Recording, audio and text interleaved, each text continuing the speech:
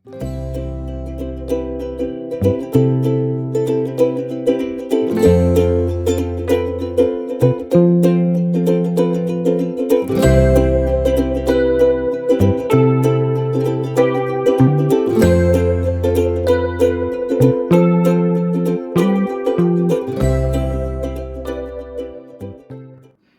আমরা এখানে একটা ওয়ার্ড লিখলাম সুইম, কিংবা ধরো আমি আর একটা ওয়ার্ড লিখি read.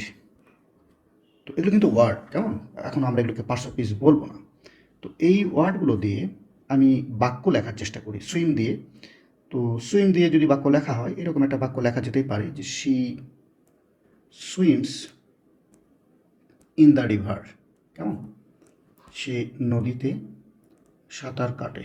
She swims in the river. আবার রিড দিয়ে যদি একটা বাক্য লেখা হয়, তাহলে লেখা যেতেই পারে যে he reads books every day. তাই না? আচ্ছা, এখন এই যে বাক্য আমি লিখলাম, এখানে এই যে সুইম, এটাকে ভার্ব বলা হয়, রিডটাকে ভার্ব বলা হয়। এগুলো দ্বারা কি বোঝায়, কেন ভার্ব বলা হয়? এগুলি কাজ করা বোঝায় এক। দ্বিতীয়ত এইগুলো টেন্স, এই যে সুইম এবং রিড আমরা যে লিখলাম, সুইম এবং রিড, এগুলো কিন্তু টেন্স আছে। অর্থাৎ আমরা বলতে পারি এগুলো দিয়ে আমরা টেন্স চিনতে পারি ভার্ব দিয়ে। যেমন সুইমস, এটাকে বলা হচ্ছে প্রেজেন্ট ইনডেফিনিট টেন্স। রিডস, এটাকে বলা হচ্ছে প্রেজেন্ট ইনডেফিনিট টেন্স। টেন্স চেনা যদি না যায়, তাহলে সেটা ভার্ব হবে না। অর্থাৎ আমরা বলতে পারি যে টেন্স যদি না চেনা যায়, টেন্স চেনা না গেলে সেটি ভার্ব নয়। একদম সোজা কথা। টেন্স যদি চেনা না যায়, যেমন সুইম দিয়ে তো টেন্স চেনা যায় না, এই যে swim present indefinite tense, representative tense. তো টেন্স চেনা গেলে সেটাকে আমরা বলবো ভার্ব, মানে মূল ভার্ব। আর নন ফাইনাইট ভার্বস কিন্তু ব্যাপারটা আলাদা। এবার আমরা নন ফাইনাইটের দিকে যাই, সেটা আসলে কিভাবে কাজ করছে দেখা যাক। ধরা যাক আমি সিম্পলি একটা বাক্য লিখি। যদি বাক্য লেখা হয় যে Qutub is a student. Qutub is a student. যে কোনো বাক্যই তুমি লিখতে পারো, আমি পড়ানোর সুবিধাতে কুতুব লিখলাম। তো এখানে এই যে কুতুব আমরা লিখলাম, এটাকে আমরা বলবো এই বাক্যের সাবজেক্ট বলবো, তাই না? কুতুব হলো সাবজেক্ট, আর এটা হচ্ছে verb. Very good. Qutub is a student, Qutub subject, is হচ্ছে ভার্ব। এখন আমি যদি এইরকম একটা বাক্য লিখি, যেটা আমরা এখানে সুইম লিখেছিলাম, সুইমটা যদি এখানে লিখি SWI, সুইমিং কিন্তু, হ্যাঁ, আমি সুইমিং দেব, শুধু সুইম না, সুইমিং ডাবল এম কিন্তু, হ্যাঁ। সুইমিং ইজ, আমি একটা ইজ দিলাম। ইজ মানে সুইমিং ইজ মানে কি, সাঁতার কাটা, মানে সাঁতার কাটা বিষয় বা সাঁতার কাটা ব্যাপারটি। সুইমিং ইজ গুড, মানে সাঁতার কাটা হয় ভালো, মনে করো সুইমিং ইজ গুড। তোর এতটুকুই লিখলাম, আর দরকার নেই। তো এইখানে ইজ হচ্ছে ভার্ব, খেয়াল করো। তাহলে অনেকে হয়তো বলবে যে এখানে তাহলে সুইমিংটা কি? সুইমিংটা প্রথমত এই বাক্যের সাবজেক্ট, এটা নিয়ে আলোচনা করা হচ্ছে। দ্বিতীয়ত, যেটা আগে ভার্ব ছিল, এখন কিন্তু এটা ভার্ব নয়, এটা অন্য কিছু। এখন এটার নাম আমরা বলতে পারি, মানে যদি তুমি পার্টস অফ স্পিচই বলো, এইটার নাম হয়তো বা নাউন হতে পারে, মানে কোনো একটা, মানে সাঁতার কাটা একটা কাজের তো নাম থাকে সাঁতার কাটা, সেই অর্থে। কিংবা এটার নাম হতে পারে অ্যাডজেক্টিভ, অথবা এটার নাম হতে পারে অ্যাডভার্ব। সাধারণত যেটা ভার্ব না, এই 3 রকমের নামই হয়ে থাকে, এটা মাথায় রাখিও। কারণ এই বাক্যটাতে ভার্ব কিন্তু ইজ, প্রেজেন্ট ইনডেফিনিট টেন্স এই বাক্যটা, হ্যাঁ, ভার্ব হচ্ছে ইজ। তাহলে সুইমিং এটা কোনোভাবেই ভার্ব না, এটা কুতুবের মতো একটা জায়গায় বসে আছে, সাবজেক্টের জায়গায়। তো সাবজেক্টের জায়গায় যে বসে থাকে, সেটা কিন্তু কখনোই ভার্ব নয়। সেটা দিয়ে কোনো টেন্স চেনা যাবে না। যেমন সুইমিং দিয়ে কোনো টেন্স চেনা যাবে না। সুইমিং দিয়ে কখনো কোনো টেন্স হয় না আসলে। হবে যদি কেউ লেখে হি ইজ সুইমিং, মানে কেউ যদি এরকম লেখে হি ইজ, এরপরে যদি লেখে সুইমিং, কেমন? তাহলে এটার একটা টেন্স আমরা বলতে পারবো। তখন হবে ইজ এবং সুইমিং একসাথে, সাঁতার কাটতেছে। শুধু সুইমিং না কিন্তু, বাট এই বাক্যে সুইমিং আলাদাভাবে লেখা আছে। এই ব্যাপারটাই তোমাদের শিখতে হবে। সুতরাং সুইমিং এখানে ভার্ব নয়, এটাকে আমরা বলি নন ফাইনাইট ভার্বস। ভার্বের মতো আলামত আছে, কিন্তু সে মূল ভার্বটা মানে টেন্স তৈরি করতে পারে না, সুতরাং এটাকে আমরা ভার্ব বলবো না। আমরা আরও কিছু উদাহরণ দেখি ব্যাপারটা বোঝার জন্য, যাতে সহজ হয়ে যায়।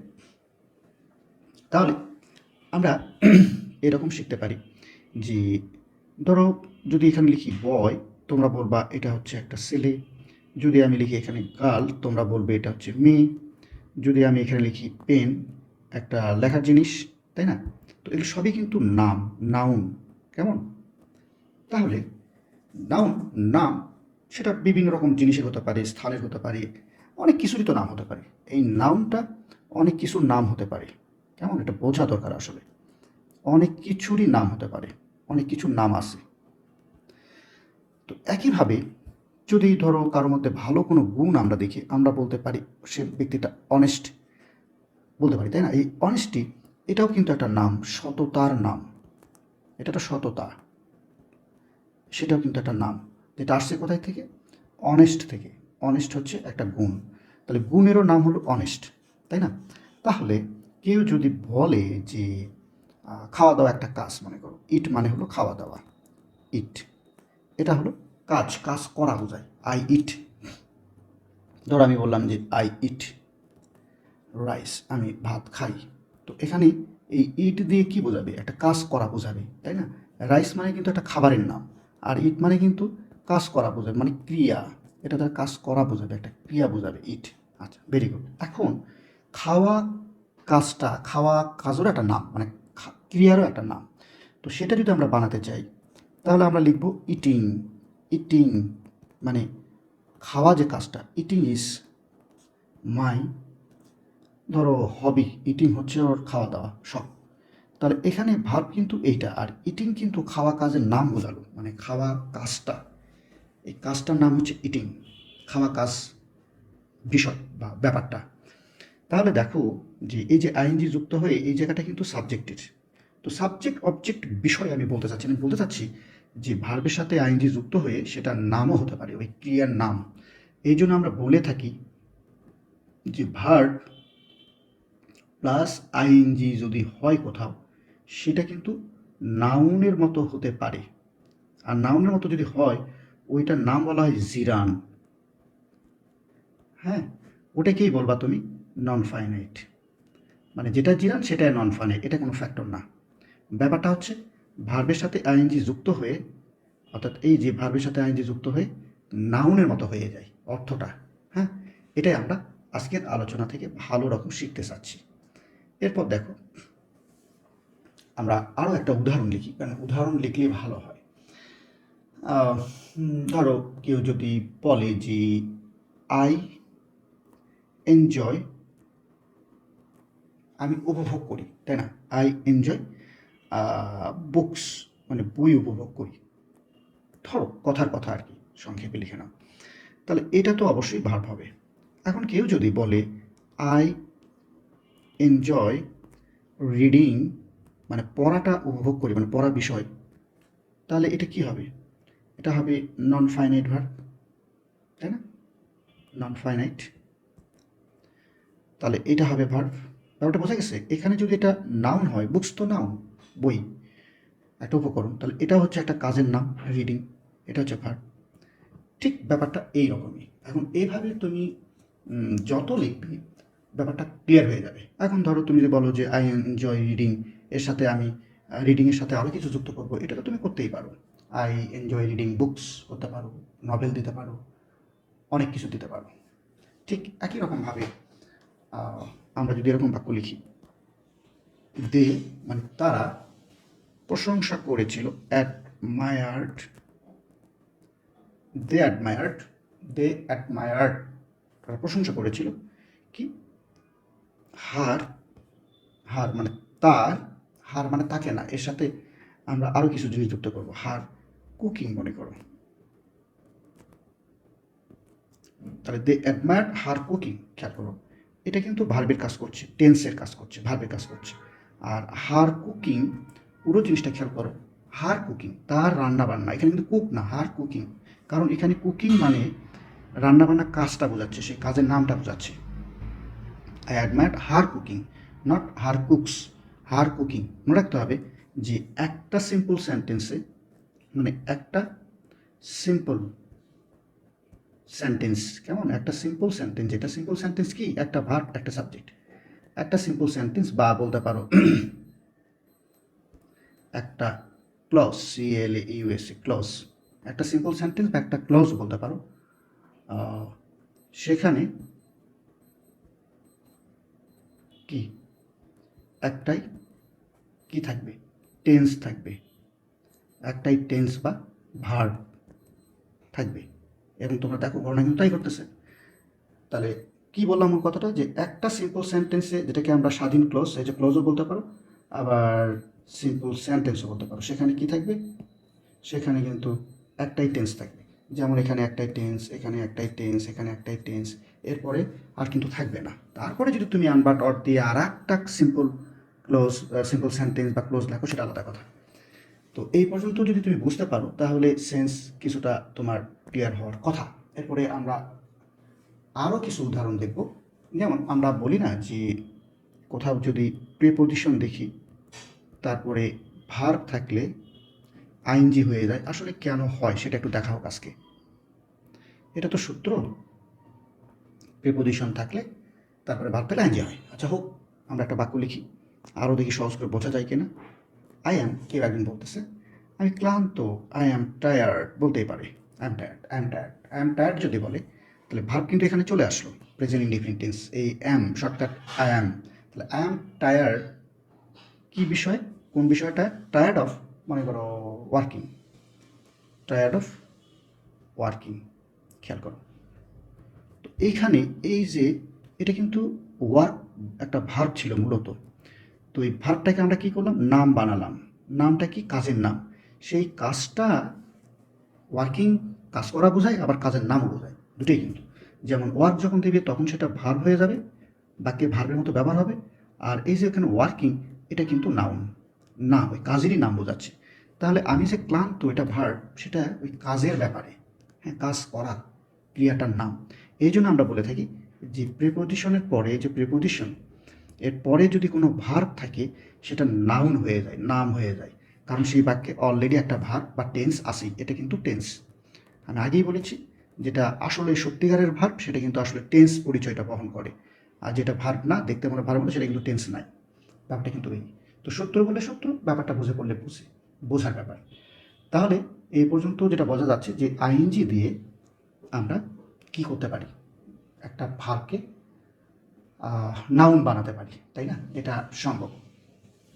তাহলে এই যে নন ফাইনাইটের আলোচনা কিন্তু আরও আছে এরকমভাবে। যেমন আমি তোমাদের সুবিধার্থে আর একটু জিনিস জানিয়ে রাখি, যেহেতু এখানে শুরুতেই আমি বলেছি যে যেগুলি নন ফাইনাইট, মানে নন ফাইনাইট যেটাকে বলা হয়, এগুলো কিন্তু একটাও ভার্বের কাজ করবে না, মানে এগুলো কিন্তু একটাও টেন্স হবে না, টেন্স হবে না, নন ফাইনাইটতে টেন্স হবে না। আমি আরও নন ফাইনাইট উদাহরণ দেখাই। এটাও কিন্তু একটা নন ফাইনাইট, টু রিড মনে করো, হ্যাঁ, বা টু ইট,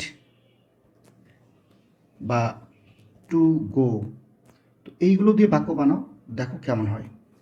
টু রিড দিয়ে আমি বলি, যেমন আই ওয়ান্ট, এবার টু রিড বসাবো, টু রিড।